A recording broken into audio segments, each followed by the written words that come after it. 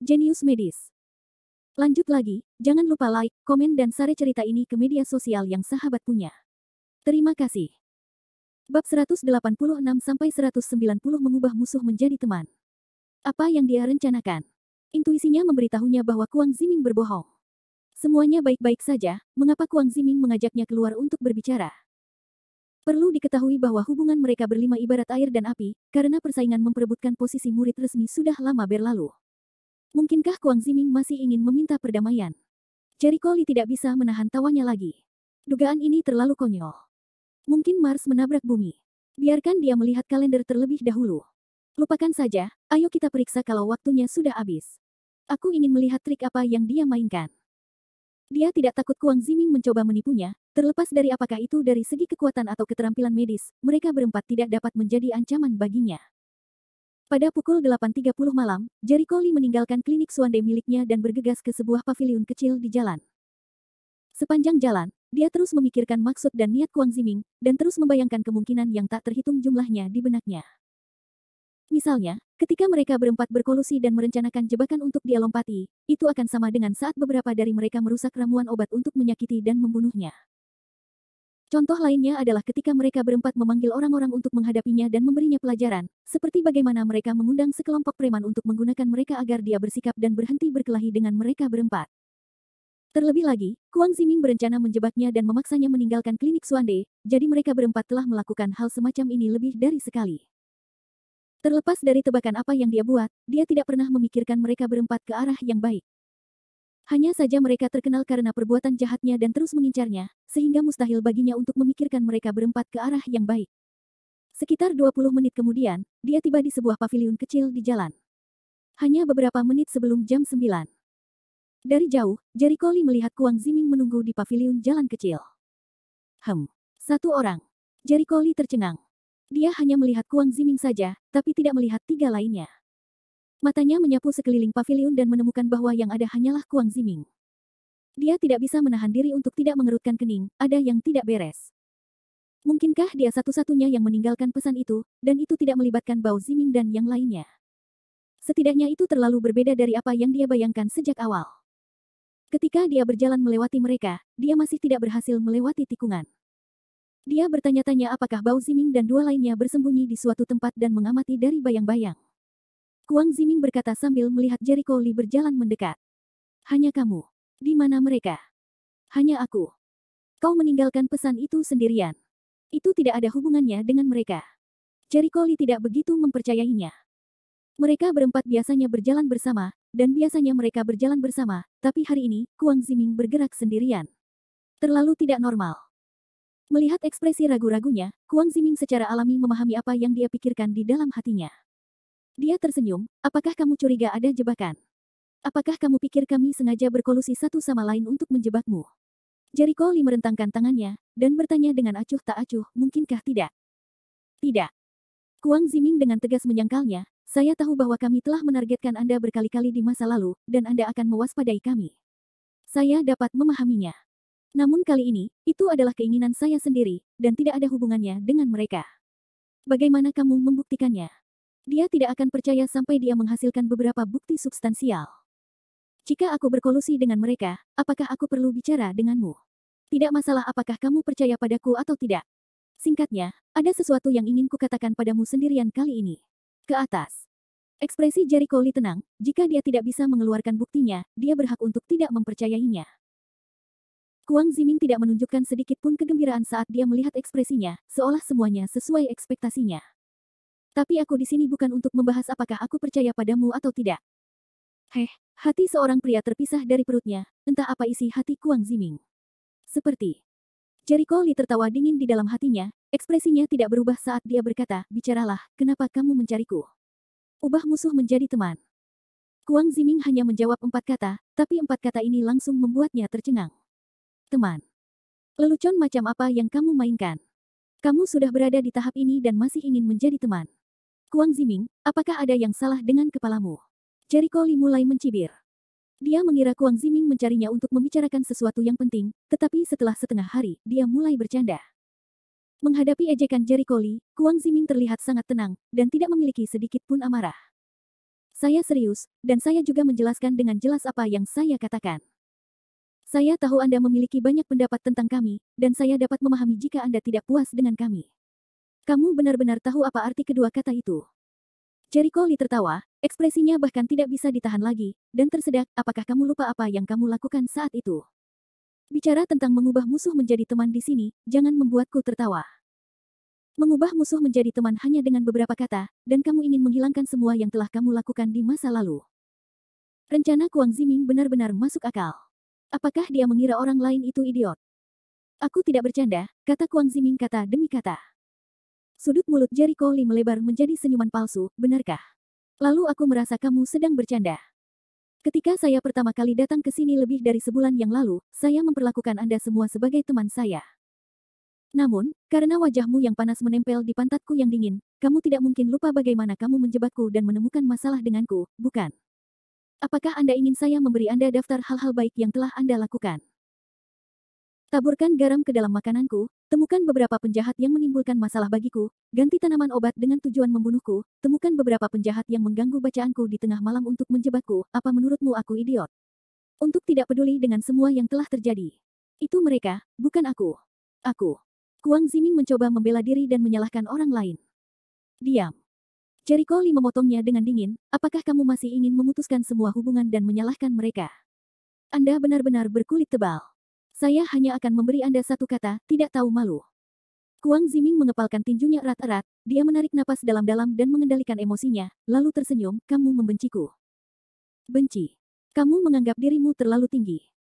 Jericho Lee berkata dengan nada menghina, apa yang telah kamu lakukan, di mataku, hanyalah badut yang melompat-lompat.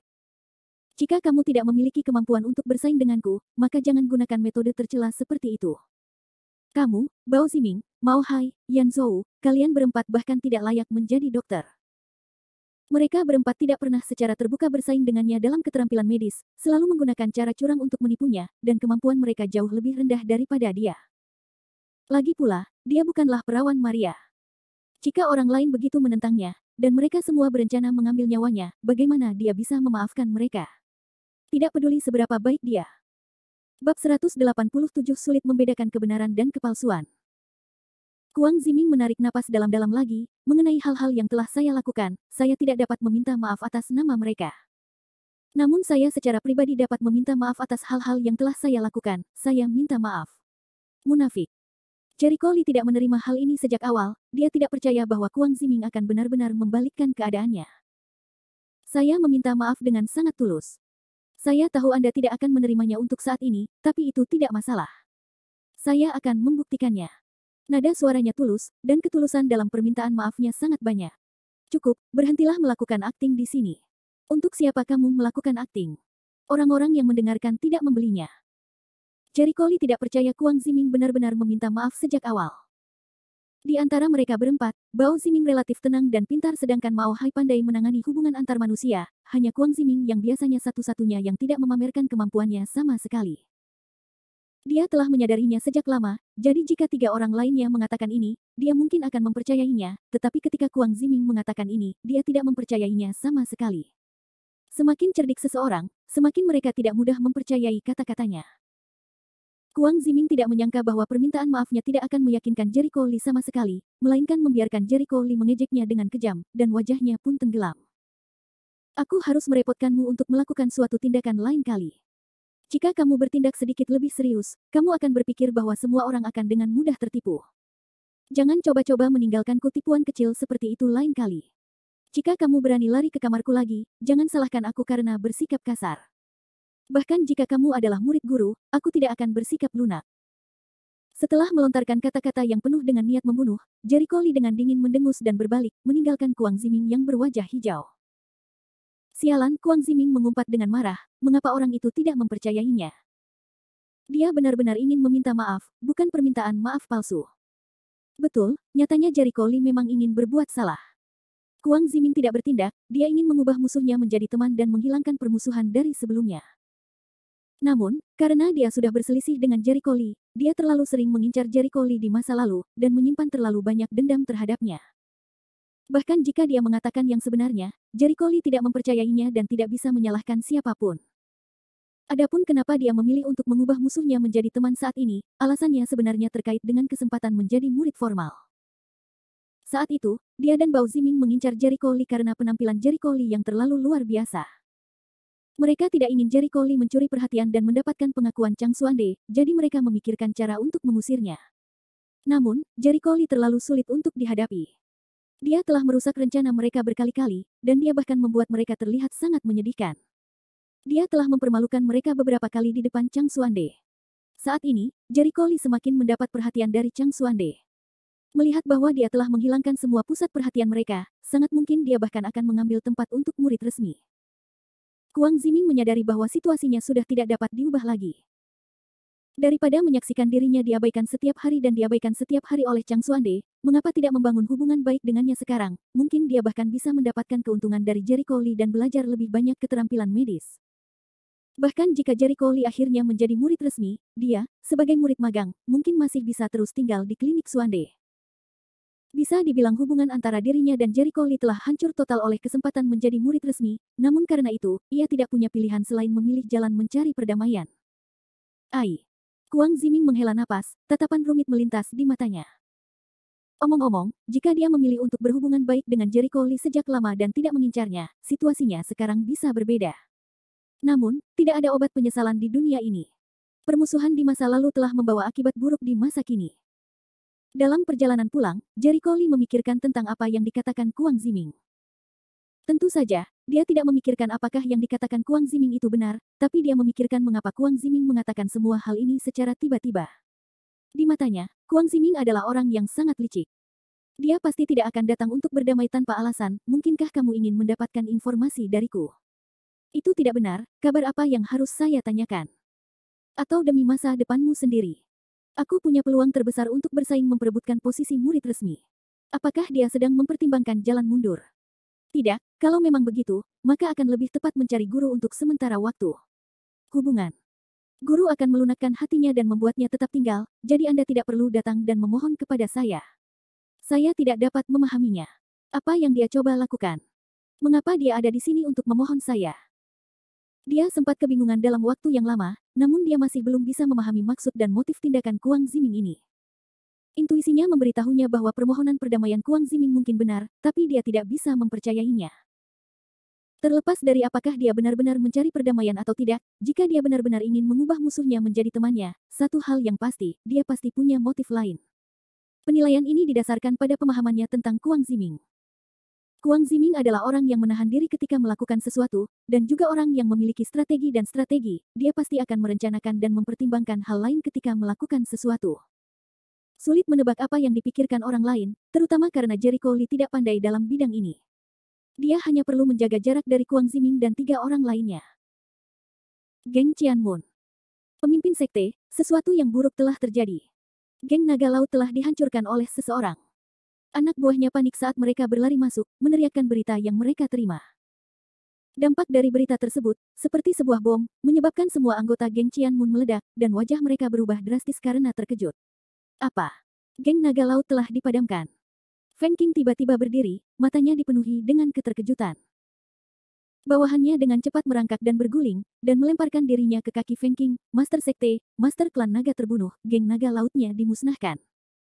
Otot-otot di atas wajah Feng Qing bergetar, hatinya kacau, dia menatap lurus ke arah saudaranya, kapan ini terjadi? Ini tidak mungkin, siapa yang bisa menggunakan geng Naga Laut? Anda berbohong kepada saya. Adik laki-laki itu dengan cepat menjelaskan dengan wajah pucat, beraninya saya menipu Anda, pemimpin sekte.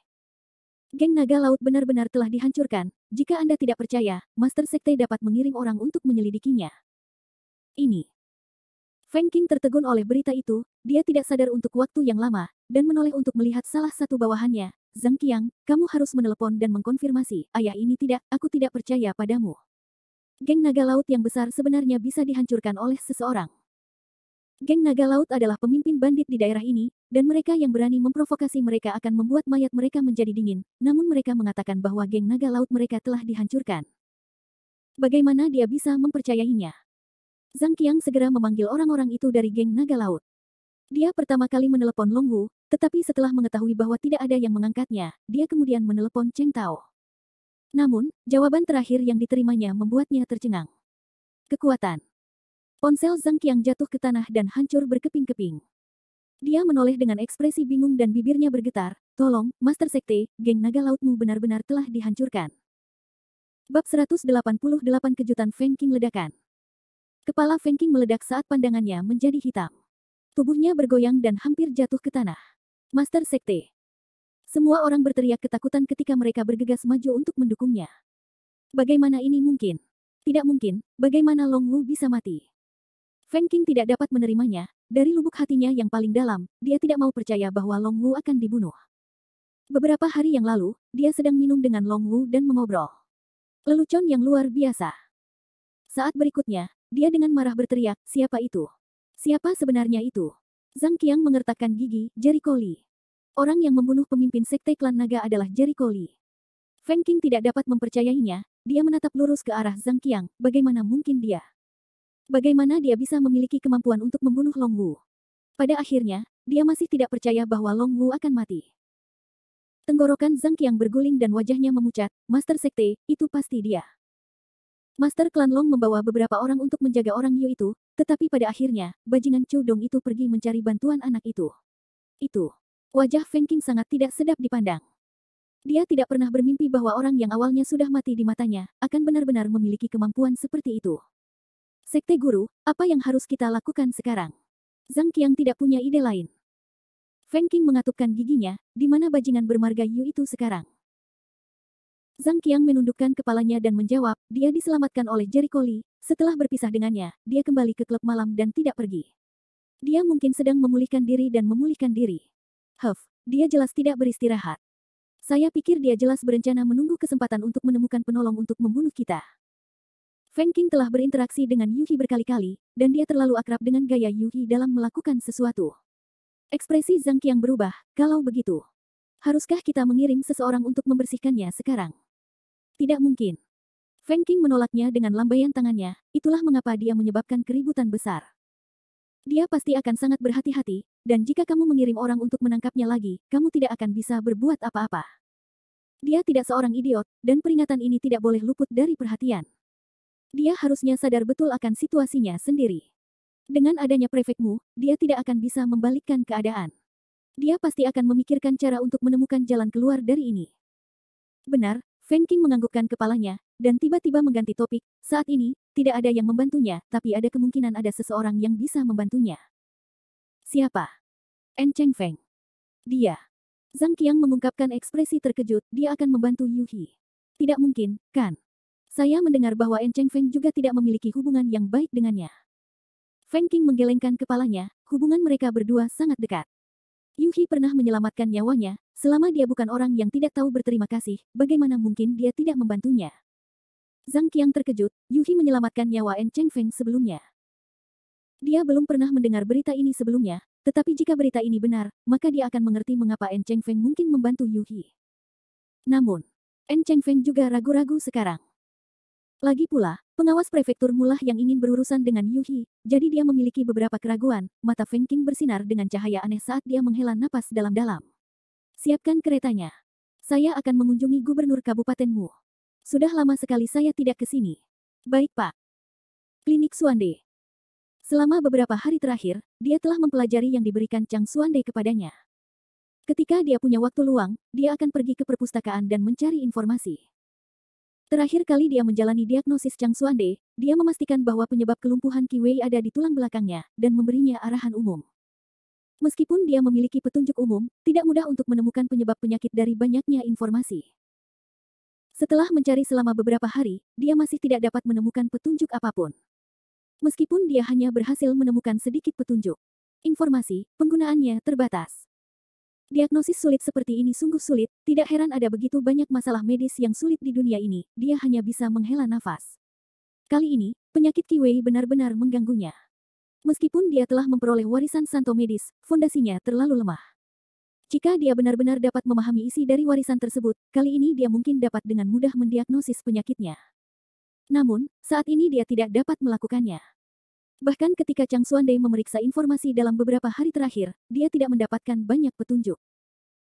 Tuan, penyakit ini sangat sulit ditemukan, dia tidak bisa menahan diri untuk tidak menjawab. Bukannya aku malas, aku hanya merasa itu sangat sulit. Setelah mencari berhari-hari, aku masih belum mendapatkan satu pun petunjuk. Aku merasa sedikit menyesal. Meski penyakit dengan arah tertentu ini sangat sulit ditemukan, namun ia tetap tidak bisa membayangkan betapa sulitnya para peneliti seperti peneliti tersebut untuk mempelajari penyakit dan AIDS. Jika menemukannya semudah itu, maka tidak akan menjadi masalah. Chang Xuande menggelengkan kepalanya tanpa daya. Sejujurnya, dia tidak tahu apa-apa saat ini. Kamu benar, Jericho Lee menarik napas dalam-dalam dan terus menganalisis informasinya. Dia hanya punya waktu sebanyak itu, betapapun sulitnya, dia harus mencari tahu penyebab penyakitnya. Saat ini, pasien tiba di rumah sakit. Dokter, dokter, selamatkan anakku. Seorang wanita parubaya, menggendong seorang anak laki-laki berusia 4 atau 5 tahun, bergegas ke rumah sakit dengan panik. Mendengar teriakan mereka, Chang Xuande dan Jericho Lee yang sedang mempelajari data menghentikan apa yang mereka lakukan pada saat bersamaan dan segera berdiri. Berhenti, selamatkan mereka, Chang Xuande segera pergi menerimanya. Mao Hai dan 3 orang lainnya, yang saling berbisik, ragu-ragu sejenak sebelum berjalan ke depan juga. Wanita itu melemparkan dirinya ke depan Chang Xuande sambil menggendong putranya dan menangis melalui air mata dan lendirnya. Dokter Chang, selamatkan anakku. Hei, Chang Xuande segera menekan dengan tangannya. Jangan terburu-buru, tenanglah sedikit, berikan aku anak itu, beritahu aku bagaimana situasinya. Seolah-olah gerakan itu memiliki semacam kekuatan magis, wanita itu menjadi sedikit tenang dan berhenti panik. Dia menelan dan berkata, pagi ini, Xiao Gang masih tidur dan aku akan membangunkannya untuk pergi ke taman kanak-kanak. Siapa yang tahu bagaimana saya akan membangunkannya? Dokter Chang, Anda harus menyelamatkannya, saya hanyalah putranya. Ibu dari anak tersebut merasa gugup dan tampak ketakutan dengan penyakit mendadak yang diderita anaknya. Baiklah, saya mengerti, Chang Xuande memiliki pemahaman kasar tentang situasinya sekarang, jadi dia menggendong anak itu dan membaringkannya di ranjang sakit. Pada saat itu, anak laki-laki yang terbaring sakit tiba-tiba menjerit, tubuhnya mulai bergetar hebat, dan ekspresi semua orang berubah. Bab 189 Kejang Infantil. Xiao Gang. Melihat pemandangan ini, hati wanita itu terasa seperti ditusuk pisau dan dia tidak bisa menahan tangisnya. Melihat itu, Jericho Lee langsung memperingatkannya, anggota keluarga ini, harap tenang sejenak, jika terlalu banyak keributan akan mengganggu diagnosis. Yakinlah, kami pasti akan memulihkan kesehatan pasien. Menenangkan wanita yang gelisah itu. Dia menyadari bahwa dia melakukan kesalahan dengan membuat keributan seperti itu, jadi dia menutup mulutnya, menatap tajam ke arah putranya yang terbaring sakit sambil berdoa dalam hatinya. Ayo, dua pria, tahan tangan dan kakinya dan pastikan dia tidak terlalu banyak bergerak. Chang Xuande berbalik dan berkata kepada beberapa dari mereka. Melihat mereka mempunyai kesempatan untuk pamer, Bao Ziming dan yang lainnya bergegas maju dan menghentikan bocah itu. Chang Xuande kemudian mengulurkan jarinya dan meletakkannya di pergelangan tangan bocah itu untuk memeriksa denyut nadinya. Setelah itu, dia mengecek dan memastikan, selesai, lepaskan. Dia berjalan ke depan wanita itu dan berkata, kondisi pasien telah didiagnosis. Dia menderita kejang pada masa kanak-kanak. Kejang pada anak. Ini adalah pertama kalinya dia mendengar istilah ini, dan dia hanya memikirkan hal lain. Dokter Chang, bisakah Anda menyembuhkannya? Ya. Chang Xuande menegaskan jawabannya. Penyakit seperti ini tidak sulit baginya. Itu bagus, kalau begitu aku akan mengandalkanmu, Dokter Chang. Wanita itu menghela nafas lega. Untung dia bisa disembuhkan. Chang Xuande mengangguk dan memandang Jericho Lee di sampingnya. Jericho Lee, bawakan aku jarum perakku. Ya Tuan. Jericho Lee berbalik dan mengambil set jarum perak yang biasa digunakan Chang Xuande. Menerima jarum perak, Chang Xuande mensterilkan jarum tersebut dan kemudian menyuntikkan jarum tersebut ke 5 titik akupuntur, manusia, Hegu, Wusuan, Neiguan, dan Yongkuan. Dengan akupuntur terakhir, kejang-kejang pada anak segera mereda, dan dalam waktu kurang dari 1 menit, kejang-kejang tersebut berhenti. Bagus sekali. Geng kecil berhenti bergerak-gerak. Wanita itu sangat gembira melihat rasa sakit putranya telah berhenti. Chang Xuande menghela nafas lega, dan memperlihatkan senyuman tipis, efeknya bagus. Gejala kejang pada pasien terjadi lebih awal, sehingga dia mudah dikendalikan dan diobati, dan beruntung Anda berhasil menemukannya dengan cukup cepat, dan tidak akan meninggalkan efek samping apapun. Jika kita terlambat mengetahuinya, bahkan mungkin kita bisa menyembuhkannya, itu akan meninggalkan efek samping yang akan mempengaruhi perkembangan dan kecerdasan kita di masa depan. Mendengar hal itu, hati wanita itu menegang. Dia merasa beruntung karena menemukannya terlalu dini dan tidak meninggalkan konsekuensi serius. Anak Anda terutama menderita kejang-kejang yang disebabkan oleh rendahnya kalsium darah, jelas Chang Xuande lagi. Kalsium darah. Apakah dia kekurangan kalsium? Wanita itu tertegun dan bingung. Itu tidak benar. Biasanya aku memberinya partner emas, tablet kalsium. Seharusnya tidak kekurangan kalsium, kan? Chang Xuande tertawa, tidak juga. Anda memang memberinya kalsium, tapi bukan berarti dia bisa menyerapnya. Setiap orang memiliki daya serap yang berbeda. Sederhananya, daya serap tubuh mereka buruk, dan tingkat penyerapan kalsium dalam makanan sangat buruk. Ah, lalu apa yang harus dia lakukan? Apakah tidak ada gunanya makan tablet kalsium? Wanita itu cemas. Jangan khawatir, saya akan menulis resep untuk Anda nanti. Minumlah obatmu ketika kamu kembali. Kondisinya hanya bisa pulih secara perlahan. Bukan berarti dia hanya bisa makan sejumlah besar nutrisi. Nutrisi bukanlah obat, jadi tidak bisa digunakan untuk mengobati penyakit. Oh, terima kasih Dr. Chang. Meskipun wanita itu hanya tahu sedikit, dia mempercayai Chang Xuande dan memilih untuk mendengarkan perintahnya. Chang Xuande segera menuliskan satu set resep dan memberikannya kepada Mao Hai dan yang lainnya, menyuruh mereka mengambil bahan-bahannya. Mao Hai mengambil resep tersebut dan berjalan keluar dari aula dalam. Yan Zhou dan Bao Ziming mengikutinya keluar. Karena anak kecil itu sudah pingsan dan sudah bisa menguasai diri, namun dia masih belum bangun. Sambil menunggu, Chang Xuande mulai mengobrol dengan wanita itu, dan Jericho Li berdiri di sampingnya untuk mengamati situasi anak kecil itu. Kuang Ziming berdiri di sudut dan tidak mengucapkan sepatah kata pun. Setelah beberapa saat dia mengerutkan kening, aneh, sudah 7 atau 8 menit, dan mereka belum menangkapnya. Dia tidak tahu kenapa, tapi dia punya firasat buruk tentang ini. Dia menoleh dan melihat mereka bertiga masih mengambil obatnya. Mereka sepertinya sedang mendiskusikan sesuatu dan memasang ekspresi diam-diam di wajah mereka. Apa yang sedang kamu lakukan? Kuang Ziming mengerutkan kening dan berteriak. Suara yang tiba-tiba itu mengagetkan mereka bertiga. Mereka bertiga dengan panik menyembunyikan obat tersebut di bawah meja kasir, namun ketika mereka melihat bahwa itu adalah Kuang Ziming, mereka segera membawa paket obat tersebut. Itu kamu. Kamu membuat kami takut setengah mati. Apa yang sedang kamu lakukan? Benar-benar, tiba-tiba berteriak dalam diam, tahukah kamu bahwa itu akan membuat orang takut sampai mati? Beruntung hati kami cukup baik. Kalau tidak, kami akan ditakuti sampai mati olehmu. Mereka bertiga memutar mata dan mulai mengeluh. Beberapa saat yang lalu, mereka sedang asyik berdiskusi, namun mereka begitu ketakutan hingga hampir menumpahkan obatnya. Kuang Ziming memandang mereka, bukankah aku memintamu untuk meminum obatnya? Kenapa kamu tidak menangkapnya setelah sekian lama? Mendengar ini, wajah mereka bertiga berubah. Mao Hai secara tidak wajar menoleh ke samping dan samar-samar berkata, kami baru saja berbicara dan kami berbincang ketika kami menundanya sedikit. Lagi pula, pasien masih belum bangun dan tidak terburu-buru. Hanya tersisa satu pil, kenapa terburu-buru? Bao Ziming mengikutinya. Benar-benar. Namun, Kuang Ziming tidak dapat mempercayainya. Wajahnya dipenuhi kecurigaan saat dia melihat kantong kertas itu. Tentu saja. Mata Yan Zhou menoleh, wajahnya penuh senyuman saat dia berjalan, dan menyeret orang itu ke dalam aula, jika Anda tidak memberi tahu guru, obatnya akan siap. Jangan desak aku. Kuang Ziming mengerutkan kening dan melepaskan tangannya. Dia berpikir, apa yang sedang dilakukan orang-orang ini? Itu tidak benar. Jelas ada yang salah dengan wajah mereka barusan, terutama saat mereka mengatakan sesuatu yang lebih membingungkan. Baiklah, baiklah, aku tidak akan memaksamu. Bisakah kami memberi tahu tuan kami? Senyuman Yan Zhou menjadi lebih lebar. Kuang Ziming memandangnya, dan segera bergegas ke konter. Melihat itu, Yan Zhou menghentikannya, apa yang kamu lakukan? Melepaskan. Kuang Ziming dengan keras mendorongnya ke samping, bergegas ke lemari obat dan mengulurkan tangannya untuk mengambil paket obat. Ekspresi Bao Ziming dan Mao Hai berubah saat mereka buru-buru mengambil paket obat mereka dan mundur. Tangan Kuang Ziming tidak menangkap apapun. Apa yang sedang kamu lakukan? Mao Hai sangat marah. Kuang Ziming mendengus, tunjukkan obatnya. Apa yang perlu dilihat? Itu hanya ramuan obat. Lagi pula, kita baru saja menangkap obatnya, apa yang kamu lakukan? Bao Ziming langsung menolak. Biarkan aku melihat apakah kamu menangkapnya dengan benar, kata Kuang Ziming ketika dia menemukan alasannya. Apakah kamu mempertanyakan kemampuan kami? Kata-kata ini membuat marah Bao Ziming dan Mao Hai hingga mereka ditanyai tentang kemampuan mereka dalam mengambil obat. Kuang Ziming tidak tergerak, dia menatap mereka berdua dan mengulurkan tangannya. Bab 194 Pertarungan Internal.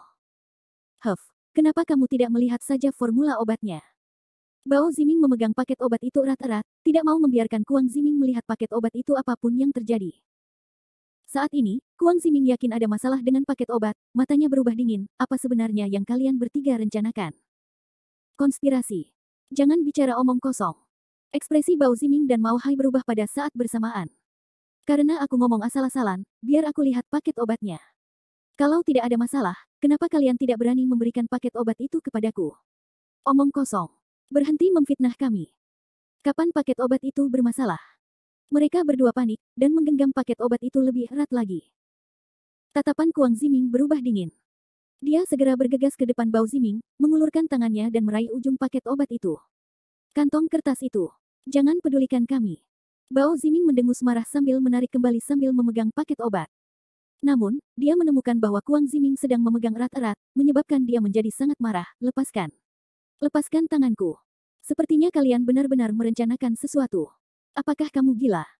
Beraninya kamu mengacaukan paket obat, ini resep tuanku, apakah kamu ingin menyeret tuanku ke dalam air? Kuang Ziming bertanya dengan dingin. Pui. Berhenti memfitnah saya. Keduanya menyangkalnya. Kalau begitu jangan salahkan saya karena tidak sopan. Kuang Ziming juga sangat marah, jika dia benar-benar membiarkan mereka bertiga melakukan apa yang mereka mau, konsekuensinya tidak terbayangkan. Mereka bertiga menahan diri. Ke sudut paket obat, seolah-olah mereka sedang menarik keluar sungai. Lepaskan. Bajingan, lepaskan aku.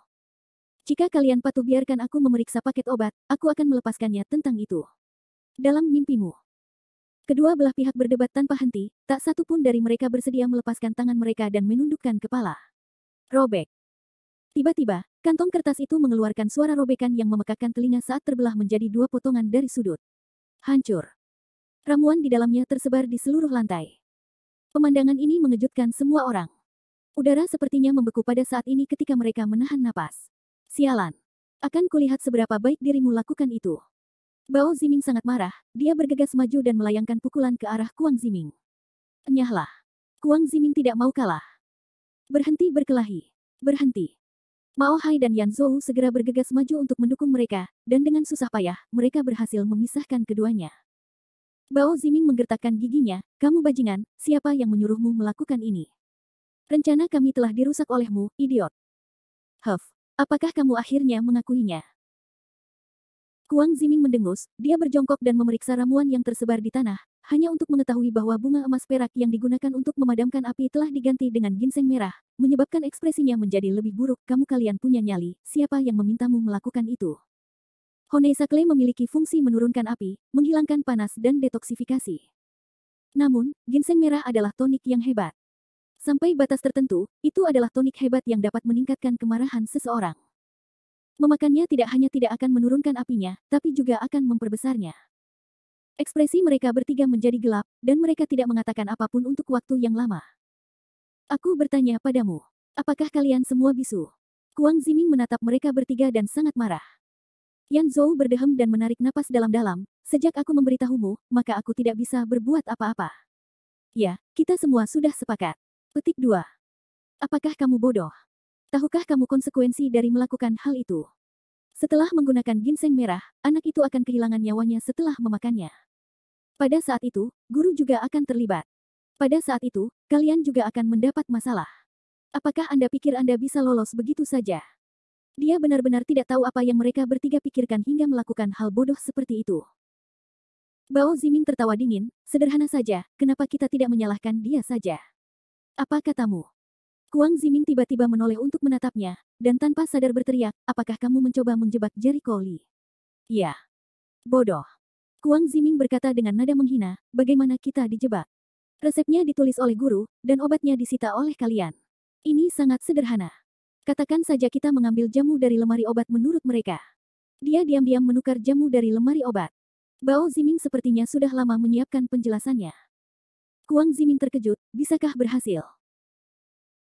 Sekalipun Anda mengatakan bahwa lemari obat tempat menyimpan bunga emas perak diisi dengan ginseng merah, dan hanya ditangkap berdasarkan ramuan yang ada di lemari obat, tetapi perbedaannya antara bunga perak emas dan ginseng merah sangat besar, guru pasti akan bertanya kepada kalian mengapa kalian tidak dapat mengidentifikasi kedua tumbuhan ini, dan mengapa kalian membuat kesalahan tingkat rendah. Jika kalian ingin menyalahkan orang lain, silakan temukan metode yang lebih cemerlang.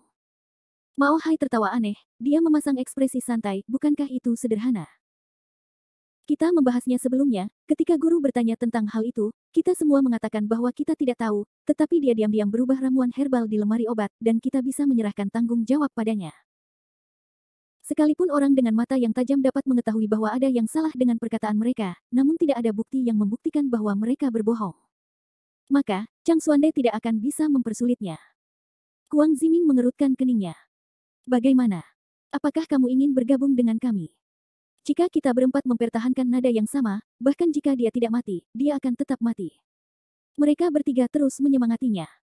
Jika kesalahan terakhir ditimpakan pada Jericho Lee, bahkan jika Jericho Lee ingin melindunginya, keluarga korban tidak akan menyetujuinya. Kuang Ziming semakin mengerutkan keningnya, alisnya berkerut erat. Setelah beberapa saat, dia dengan tegas menggelengkan kepalanya, tidak. Saya tidak setuju, dan saya tidak akan bergabung dengan Anda. Mereka bertiga tercengang. Tidak ada alasan. Aku tidak akan membantumu menyakiti siapapun jika kamu mengatakan sesuatu. Dan terlebih lagi untuk hal-hal yang melibatkan guru. Kata-kata lurus Kuang Ziming mengungkapkan sikapnya. Wajah Bao Ziming tenggelam, dan mendengus marah, Kuang Ziming, kamu memberiku wajah, namun kamu menolak menerimanya. Jika rencana ini berhasil, dia tidak akan pernah bisa melakukannya berdiri lagi. Apakah kamu ingin melihatnya terus bangga pada dirinya sendiri? Mao Hai bingung, bukankah Kuang Ziming selalu membenci Jericho Lee? Mengapa dia tidak berdiri di pihak mereka kali ini? Kuang Ziming menjadi tenang, seperti cahaya yang dalam terlintas di matanya, kalian terlalu meremehkannya. Jika metode kasar seperti ini berhasil, dia akan mati ribuan kali lipat. Tidak banyak orang yang menentangnya sebelumnya. Apakah guru tidak memperingatkan Anda bahwa jika Anda melakukan kesalahan seperti ini lagi, Anda hanya akan berkemas dan tersesat? Apakah Anda punya otak? Cih. Kamu membuatnya terdengar sangat bagus, tapi menurutku kamu takut. Yan Zhou tertawa mengejek, dia tidak percaya bahwa Kuang Ziming akan memiliki sisi yang begitu benar. Apapun yang ingin kamu katakan, aku tidak akan membantumu. Aku tidak ingin terlibat dalam hal ini, jadi aku menyarankan kamu untuk berhenti sekarang juga. Kuang Ziming tidak membantah dan memperingatkan dengan suara rendah. Pengasuh pagar. Munafik. Sebaliknya, mereka hanya merasa bahwa Kuang Ziming saat ini sangat munafik, menyebabkan mereka merasa sangat jijik.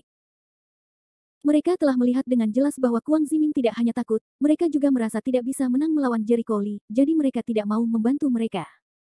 Siapa tahu, mungkin Kuang Ziming masih ingin mengandalkan Jericho Lee sebagai musuh.